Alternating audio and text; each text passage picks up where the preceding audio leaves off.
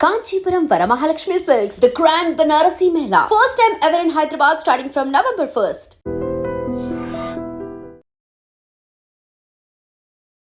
Delhi bomb blast తర్వాత దేశవ్యాప్తంగా high alert కొనసాగుతోంది. బాంబు పేలుళ్లలో ఇప్పటికే 13 మంది చనిపోయారు. హైదరాబాద్, బొంబాయిలలో హై అలర్ట్ ప్రకటించి విస్తృత తనిఖీలు చేస్తున్నాయి భద్రతా దళాలు. ఢిల్లీలోని ముఖ్యమైన ప్రాంతాల్లో భద్రత మరింత కట్టుదిట్టం చేశారు పోలీసులు.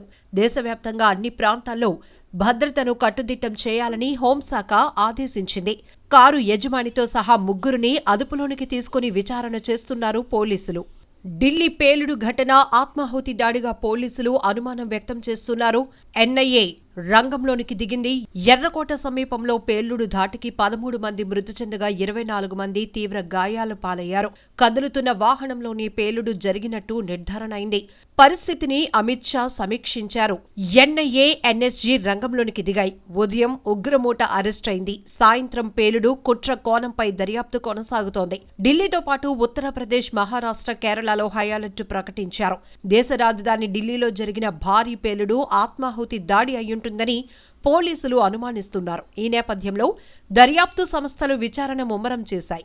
ఎర్రకోట మెట్రో స్టేషన్ సమీపంలో సోమవారం సాయంత్రం జరిగిన ఈ శక్తివంతమైన పేలుడులో 13 మంది మరణించగా 24 మంది గాయపడ్డారు. వీరిలో ముగ్గురు పరిస్థితి విషమంగా ఉంది.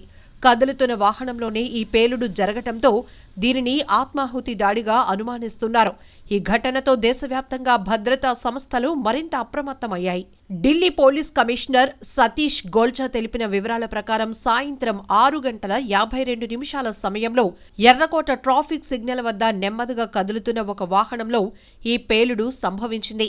పేలుడు జరిగినప్పుడు వాహనంలో మనుషులున్నారని ఆయన ధృవీకరించారు. సమాచారం అందిన వెంటనే అగ్నిమాపక సిబ్బంది ఘటనా స్థలికి చేరుకుని మంటలు అదుపులోనికి తెచ్చారు.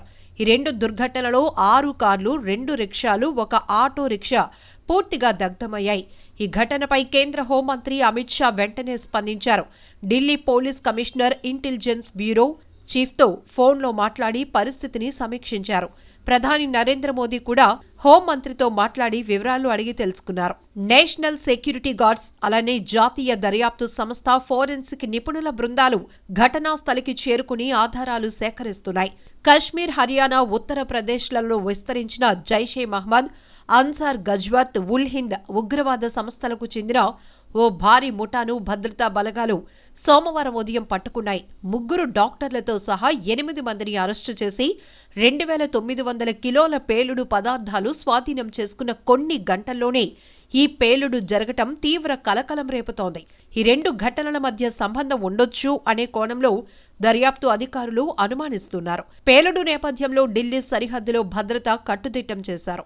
హర్యానా, ఉత్తరప్రదేశ్ నుంచి వచ్చే వాహనాలను క్షుణ్ణంగా తనిఖీ చేస్తున్నారు. రైల్వే స్టేషన్లు, మెట్రో ప్రాంగణాల్లో నిఘా పెంచారు. ముందస్తు జాగ్రత్త చర్యగా మహారాష్ట్ర, ఉత్తరప్రదేశ్, కేరళ రాష్ట్రాల్లో కూడా పోలీసులు హై అలర్ట్ ప్రకటించి కీలక ప్రాంతాల్లో భద్రతను పటిష్టం చేశారు.